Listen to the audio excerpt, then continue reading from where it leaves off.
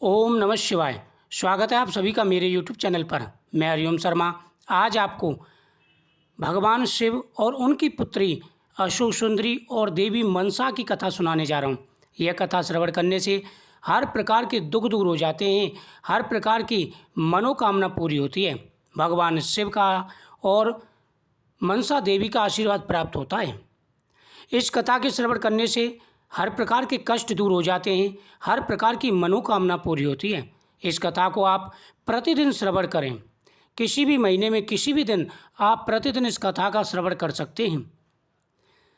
भगवान शिव के दो पुत्रों के नाम तो हर कोई भलीभांति जानता है, सभी परिचित हैं, भगवान गणेश और भगवान कार्तिकेय।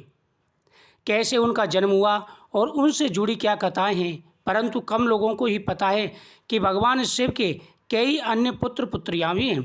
हालांकि विभिन्न लोक कथाओं और कुछ पुराणों में इनकी संज्ञाओं में अंतर देखने को मिलता है, परंतु अधिकतर पुराणों और कथाओं के आधार पर जो संज्ञा समान रूप से देखने को मिली है वह 6 है, जिसमें 3 पुत्र और 3 पुत्रियां हैं, जिनका वर्णन शिव पुराण और दक्षिण के पुराणों में मिलता है। गणेश जी और कार्तिकेय जी के अलावा भगवान शिव के तीसरे पुत्र हैं, जिनका नाम अयप्पा है, जिनकी पूजा दक्षिण भारत में बड़ी श्रद्धा के साथ की जाती है। भगवान शिव की 3 पुत्रियां हैं, जिनका नाम अशोक सुंदरी, ज्योति जिन्हें माँ ज्वाला मुखी के नाम से जाना जाता है, तथा बासुकी जिन्हें मनसा देवी के नाम से जाना जाता है। भगवान शिव की बड़ी पुत्री का नाम है अशोक सुंदरी, जिन्हें भगवान शिव और माता पार्वती की पुत्री बताया गया है, जिसके कथा श्रवण करने से ही, जिनका नामोच्चारण करने से ही हर प्रकार के दुख दूर हो जाते हैं। पद्म पुराण के अनुसार अशोक सुंदरी एक देव कन्या थी, जिनका जन्म माता पार्वती के अकेलेपन को दूर करने हेतु कल्प वृक्ष नामक वृक्ष के द्वारा उत्पन्न हुआ था। देवी अशोक सुंदरी के जन्म की कथा इस प्रकार से है। एक बार माता पार्वती ने भगवान शिव से संसार के सबसे सुंदर उद्यान में जाने का अनुरोध किया। भगवान शिव माता पार्वती की यह इच्छा पूर्ण करने हेतु उन्हें नंदन वन में ले गए। वहाँ माता पार्वती ने कल्प वृक्ष को देखा, जो उन्हें इतना मनमोह लगा, वे उसे अपने साथ कैलाश ले आईं। कल्प वृक्ष जिन्हें मनोकामना पूर्ण करने वाला वृक्ष कहा जाता है। एक दिन माता पार्वती ने अपना अकेलापन दूर करने हेतु उस वृक्ष से यह कामना की, उन्हें एक कन्या की प्राप्ति हो। इस मनोकामना के फलस्वरूप उस वृक्ष द्वारा अशोक सुंदरी का जन्म हुआ। माता पार्वती ने उसे कन्या की प्रकार रखा और उसे वरदान दिया। माता पार्वती ने अशोक सुंदरी को वरदान दिया कि उनका विवाह देवराज इंद्र के समान शक्तिशाली राजकुमार नहुष से होगा। एक बार की बात है, अशोक सुंदरी बाल्यावस्था में अपनी दासियों के साथ नंदन वन में विचरण कर रही थी। तभी वहाँ हुंड नामक एक राक्षस आया। उसने अशोक सुंदरी को देखा और उनकी सुंदरता को देख करके वह मोहित हो गया।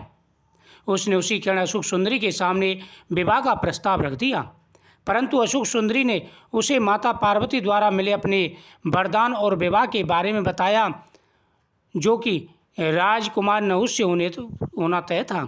यह सुनकर के राक्षस क्रोधित हो उठा।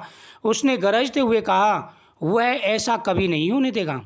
ऐसा सुनकर अशोक सुंदरी को भी क्रोध आ गया। उन्होंने राक्षस को श्राप दे दिया कि जा दुष्ट, तेरी मृत्यु नहुष के हाथों से ही होगी। यह सुनकर उन्होंने एक योजना बनाई, जिसके तहत उसने राजकुमार नहुष का अपहरण कर लिया। परंतु एक दिन राक्षस हुंड की ही एक दासी ने नहुष को उसके चंगुल से मुक्त कर दिया। राजा नहुष का पालन पोषण महर्षि वशिष्ठ के आश्रम में हुआ। नहुष के बड़े होने पर एक बार उनका सामना राक्षस हुंड से हुआ। इस युद्ध में उन्होंने हुंड का वध कर दिया। इसके बाद नहुष और अशोक सुंदरी का विवाह हुआ। विवाह के बाद अशोक सुंदरी ने ययाति जैसे वीर पुत्र तथा 100 रूपवती कन्याओं को जन्म दिया। आगे चलकर ययाति भारत के चक्रवर्ती सम्राट बने और उनके 5 पुत्र हुए, जिन्होंने संपूर्ण भारत पर राज किया। उन 5 पुत्रों के नाम पुरु, यदु, दुर्वस, अनु और द्रुह। वेदों में इन्हीं 5 भाइयों को पंचनंद कहा जाता है। भगवान शिव की दूसरी बेटी का नाम ज्योति, जिनके जन्म से जुड़ी 2 मान्यताएं हैं। पहली मान्यता के अनुसार ज्योति का जन्म शिव जी के तेज से हुआ और वह उनके प्रबंध मंडल की एक स्वरूप है। दूसरी मान्यता के अनुसार ज्योति का जन्म पार्वती की माथे से निकलने वाले तेज से हुआ। देवी ज्योति का एक नाम ज्वालामुखी भी है, जिनकी दक्षिण भारत में पूजा की जाती है। ज्वालामुखी के तमिलनाडु में कई मंदिर हैं। भगवान शिव की तीसरी बेटी का नाम मनसा देवी है, जिनका जन्म माता पार्वती के गर्भ से नहीं हुआ था। देवी मनसा का एक नाम बासुकी है। पुराणों के अनुसार एक बार भगवान शिव का तेज एक पुतले को छू गया, जिससे मनसा देवी का जन्म हुआ।